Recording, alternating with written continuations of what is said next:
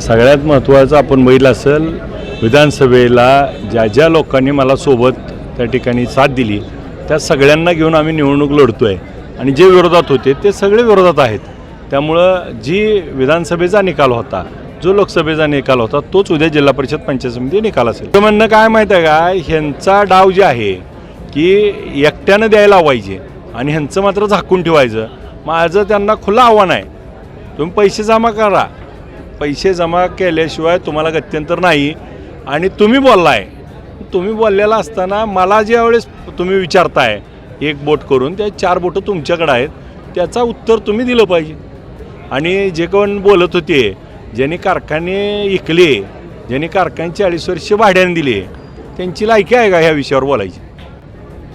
आबा जे राष्ट्रवादीचे कार्यकर्ते किंवा राष्ट्रवादी नेते होते काय, ते तिकडं पिरियड गेले, त्याच्यामुळे आपल्याला काय फरक पडत काय?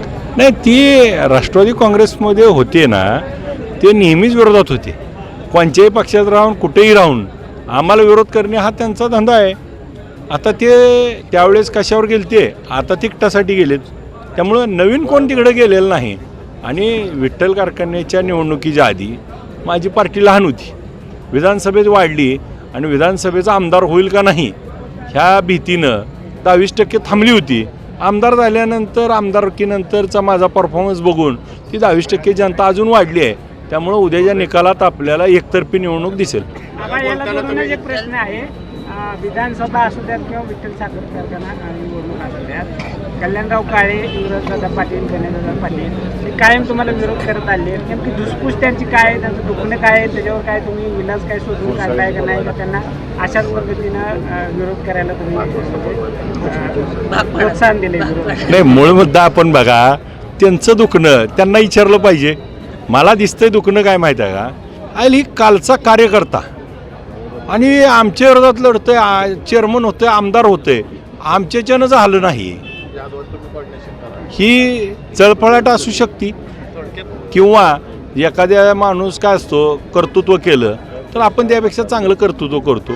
आणि दुसरी गोष्ट काय असती, एखाद्याचं कर्तृत्व आहे त्याच्यावर जळायचं काम पण होतं आणि मग त्या ह्याच्यामध्ये ह्याला विरोधच करायचा.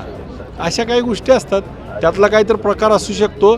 तुम्ही त्यांना जर विचारलं नेमका अभिजित पाटलाला का विरोध, ज्या राजू बाप्पूंचा प्रचार 2004ला अभिजित पाटलानं केला, ज्या कल्याणराव काळेचा 2014ला प्रचार केला, जो तुमचा कार्यकर्ता होता, तुम्ही त्या कार्यकर्त्याला आमदार झाल्यानंतर त्याच्या पाठीवरती राहायला पाहिजे होतं, त्याला आशीर्वाद द्यायला पाहिजे होता, त्याचा सोबत राहायला पाहिजे होतं. मग तुम्हाला तिकडं जाऊन आता रणजित शिंदे जवळ वाटायला लागला. ज्या परिचारकांच्या विरोधात अनेक वर्ष 40 वर्ष इथले लढा झाला आहे, तुम्ही त्यांच्यासोबत जाऊन राहायला लागला. आणि अभिजित पाटील का, तर फक्त अभिजित पाटलाच्या घरात आमदार खासदार नाही, त्यांच्या घरात नेता नाही, ही सामान्य घरातला कार्यकर्ता त्या ठिकाणी एवढ्या पदावर पोचला आहे, ही सण होईन आहे माझ्या दृष्टीने त्यांना. परिचारकांच्या बाबतीत एक प्रश्न आहे, परिचारकांनी राष्ट्रवादी सोडल्यानंतर भाजप मोठी करण्यासाठी जीवाचं रान केलं, आमदारकीसाठी त्यांनी प्रयत्न केले, पराभव पत्करावा लागला. त्यानंतर समाधानदादा आवताडे हे आमदार झाले. त्यानंतर भाजपमध्ये जे बाहेरच्या पक्षातले त्यांची आयात झाली. आता तर चक्क त्यांचे वर्षानुवर्षीचे कट्टर वैरी जे समजले जातात ते कल्याणराव काळे सुद्धा भाजपात आलेले आहेत. कुठंतरी परिचारकांना असं वाटायला लागले का की आता मला एकट्याला हे झेपणार नाही म्हणून यांना सोबत घेऊन चालले? नाही, त्याची मला तर दुसरी पार्श्वभूमी अशी वाटते की परिचारक साहेबांना विचारात घेऊन यांना घेतलं असेल, परंतु ते मान्य आहे का? आता काय परवा त्यांनी बोलताना म्हणले की वरून जे निर्णय होतात ते त्या ठिकाणी स्वीकारावं लागतात. त्यामुळं मला असं वाटतं या निर्णयाचा मला फायदा होईल. परिचारकांचं खच्चीकरण होत आहे असं वाटतं का तुम्हाला? काय, ज्या लोकांविरुद्ध 40 वर्ष लढले, आता त्यांचाच प्रचार करायचा आणि त्यांनाच मतं टाकायची, ही गोष्ट शक्य आहे का? ही आता त्यांना, त्यांच्या लोकांना त्या ठिकाणी लक्षात येईल आणि उद्याच्या निवडणुकीमध्ये आपल्याला निकालातून दिसेल. स्थानिकचं म्हणणं काय माहीत आहे का, लोकांचं लेकरू मांडीवर घेतलं म्हणून का आपलं होत नाही. त्यामुळं भोत्रे पाटलानं कारखाना चांगला चालवला म्हणून कल्याणराव काळे साहेबाला आशीर्वाद देणार नाही. ती ज्या जनतेनं त्यांना निवडून दिलं होतं, कारखाना चांगला चालवावा, वडिलांनी काढलेला सहकारी राहावा. तुम्ही जर 40 वर्षासाठी, कल्याणराव काळे 40 वर्षांनी काय असतील हो, माघारी घ्यायला असतील का? वय त्यांना 200 वर्ष मिळावं, पण त्यावेळेस ते कर्तृत्व राहील का शिल्लक? मग 40 वर्ष कारखाना दिल्यानंतर आता त्यांना मोकळा श्वास वाटतच असेल.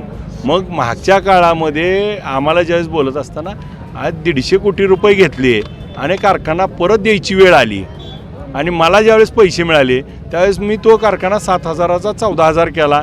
कारखान्याचं आज 8.5 लाख गाळप झालं. चांगला कारखाना चालू आहे, दराची स्पर्धा चालू आहे, सगळे विषय त्या ठिकाणी मार्गी लागलेत. 175 कोटी रुपये मी आल्यापासून त्या ठिकाणी देणी दिलीत आणि मग एका बाजूला मला मदत मिळाली, मी चांगल्या पद्धतीनं वापरली आणि 150 कोटी मदत मिळून तो कारखाना चालवायला द्यायची वेळ आली. ही त्या ठिकाणी दुर्भाग्य नाही का? आबा ही गावगाड्याचं निवडणूक आहे, ही ग्रामीण भागाचा विकास झाला पाहिजे, या संदर्भातले मुद्दे निवडणुकीत पाहिजेत. तुमच्या प्रचारामध्ये नेमके प्रचाराचे मुद्दे कुठले असतात? माझ्या प्रचारामध्ये मुद्दे असतील की 30-54चा निधी असेल, 50-54चा निधी असेल, नागरी सुविधा असतील, दलित वस्ती सुधारणा असेल, व्यायामशाळा करणे असेल, या भागातल्या स्मशानभूमी सुधारणा असेल, गावातले काँक्रिटीकरण रस्ते असतील, पांदन रस्ते करायचे असतील, त्या ठिकाणी शिवरस्ते करायचे असतील, मुख्यमंत्री सडक योजनेतनं असेल, पंतप्रधान सडक योजनेतनं असेल, या भागातल्या पाणीपुरवठ्याच्या ज्या योजना आहेत ज्या ठिकाणी पूर्णत्वाला नाहीत त्या पूर्ण करण्याच्या बाबतीतले नियोजन असेल, ग्रामपंचायत ऑफिस बांधणे असेल, तीर्थक्षेत्रामध्ये अ वर्ग दर्जा आज आरणला मिळाला आहे, ब वर्ग आज मेंढापूरला रांजणीला मिळाला आहे, काही क वर्गात आहेत त्याला 50 लाखाचा 5 कोटीचा 100 कोटीचा निधी उपलब्ध करून देणे असेल, या भागातल्या सर्वांगीण विकासाचे मुद्दे. आणि मग माझ्या मायमाऊलींना त्या ठिकाणी महिला बचत गटाला अर्थसहाय्य झालं पाहिजे, बचत गट स्वयंपूर्ण झाले पाहिजे, अंगणवाड्या चांगल्या झाल्या पाहिजे, शैक्षणिक सुविधा चांगल्या झाल्या पाहिजे, मुलींना त्या ठिकाणी शौचालय मिळालं पाहिजे, क्रीडांगण मिळालं पाहिजे, शाळा रंगरंगोटी झाली पाहिजे, शाळेमधली पट चांगली राहिली पाहिजे आणि त्याचबरोबर शैक्षणिक, आरोग्य, त्या ठिकाणी सार्वजनिक बांधकाम, सार्वजनिक आरोग्य, वैद्यकीय अनेक विषयावरती या पंचायत समिती जिल्हा परिषदमधनं काम करता येऊ शकतं आणि या कामाच्या जोरावरती या विकास कामावरती आम्ही निवडणूक लढू.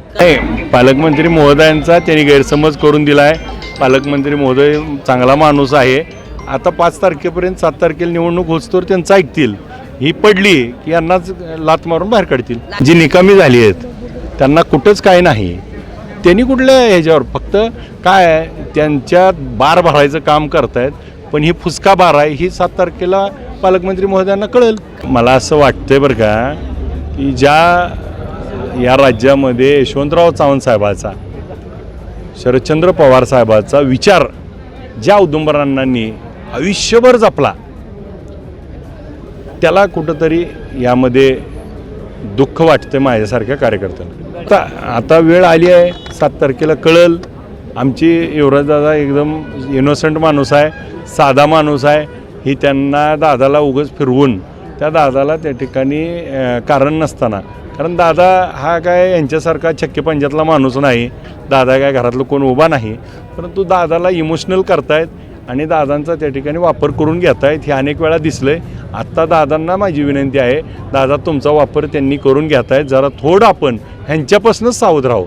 शेवटी मतदारांना काय आवाहन कराल? मतदारांना माझी या निमित्ताने एवढीच विनंती आहे की आपण मतदार राजांनी खासदार साहेबांना जसं मला निवडून दिलं म्हणून आज इथं लोकप्रतिनिधी म्हणून जिल्हा परिषद पंचायत समितीमध्ये आमच्या विचाराची लोकं निवडून दिली, तर ती त्या ठिकाणी आम्ही एकामेकाच्या कॉर्डिनेशननं काम करू आणि विकास कामाला त्या ठिकाणी गती देण्यासाठी आपण आमच्या तुतारी वाजवणारा माणूस आणि घड्याळ याच्या पुढील बटन दाबून 5 तारखेला आमच्या सर्व उमेदवाराला प्रचंड मतांनी निवडून द्यावी ही विनंती करतो.